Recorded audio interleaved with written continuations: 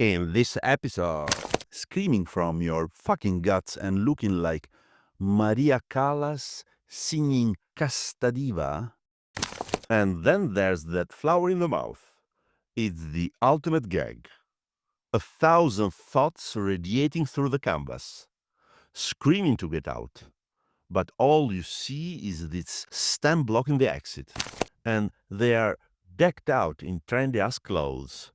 But they aren't soaking up the sun. They are parked. And life, it's like some giant bratty kid who got bored of playing with his toys and just tossed them into the weeds. Now, let's talk about that eye. At first glance, like I said, it looks like a vagina. Sure, it's provocative, but if you look deeper, it's a gaze that reads us. It's an eye that scans our deepest desires and then morphs its own body to match what we want to see. Enjoy the episode! Have you ever woke up in the morning with volcanic lava churning in your whole fucking stomach? I have. But here's the problem. You can't actually see your stomach. What you can see is the total bewilderment in your eyes and the flesh of your face going soft, like it's literally trying to peel itself off your skull. This isn't about some spicy meal you had the night before. No, no. This is about finally realizing how much time you've wasted, the bullshit you've put up with, and your goddamn inability to just grab life by the throat and build what you actually want. Wilt. The artist titled this canvas Wilt. And right off the bat, she puts a flower in the mouth to symbolize this exact state of mind. And for the artist, wilting isn't about some cliché textbook wrinkles on a old person's face. Fuck that. It's about layers of color that look like shitty emotional storms. The kind of storms that living life forces you to weather, staining a skin that used to be clean. You can see it in those generous, turbulent brushstrokes, especially in the forehead. It looked like a physical struggle left on the canvas. Look at that gaze. It's lost, or maybe it's dreaming, who knows? You've got these irises, one earth green and the other sky blue, staring out from a face that's falling apart. And then there's that flower in the mouth.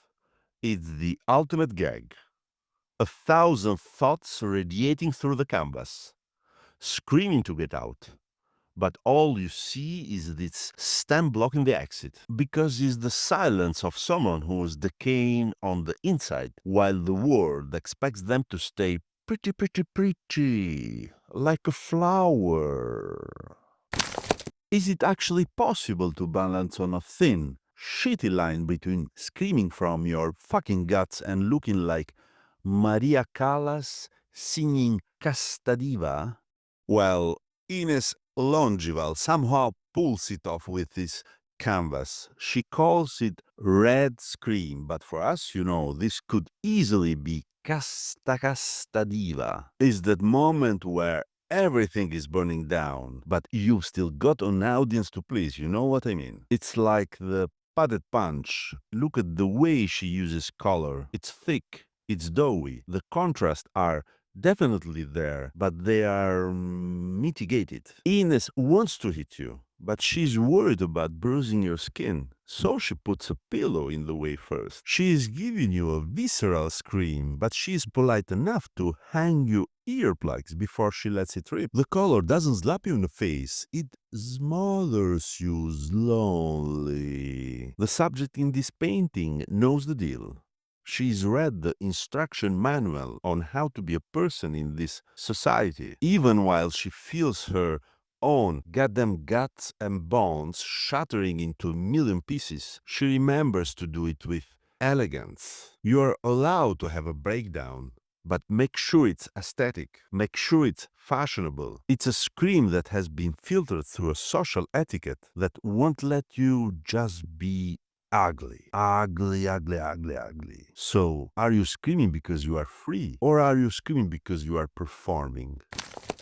Why do the two main flowers in this blooming field look like two endless fucking abysses. And why isn't it just one girl, but two? Like, what the hell was Xevi Sola thinking when he titled this canvas Summering? I don't know if that makes sense to you, but honestly, he might as well have called it shitty summering, because the pure, unadulterating apathy oozing from these two babes is literally dripping off the canvas. Parked lives. I mean, think about the setup here. They are in a field of flowers, they are young, there's two of them, and they are decked out in trendy ass clothes. But they aren't soaking up the sun.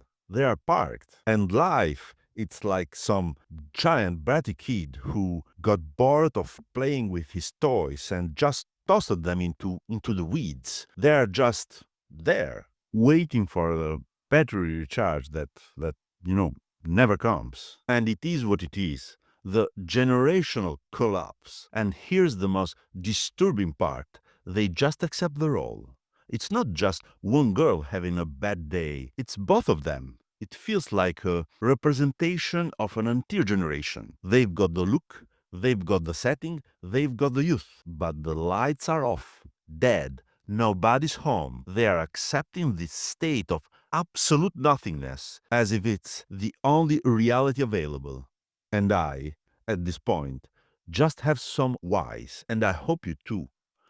Why are we so okay with being discarded, parked, paralyzed?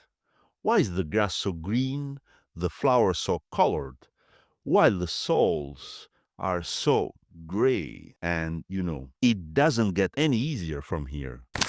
Look at this piece by Ji Jin. He titled the painting Gremlins of the Clouds. You see shades of Picasso, Dali and Magritte all over this canvas. But Ji Jin isn't just playing with shapes. He is making a statement, a precise statement. You could argue that this is how the male gaze sees a woman. Just a pair of thighs, a vagina, and some perfectly groomed hair. But is there more to this twisted shit than just objectification? The colors are earthy, the brushworks is insanely controlled, and the lines are stiff, yet somehow sinuous. But you immediately feel this creeping sense of unease. Why? Check out that weird-ass rectangle at the top of the canvas. It's the exact same shade as the limbs. Whether they are arms or legs is anyone's guess. It's like the figure is being cropped or framed by its own skin. I don't know if that makes sense to you, but to me it seems trapped in a void that feels clinical and suffocating at the same time.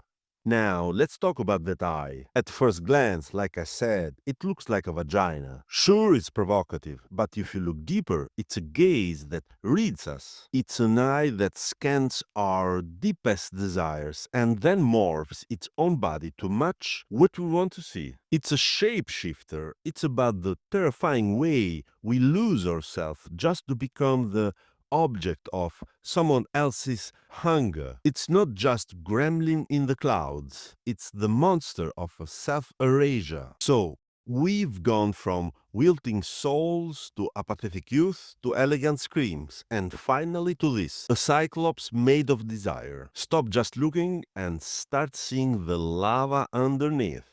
I'm out. Thank you all for hanging out. Peace.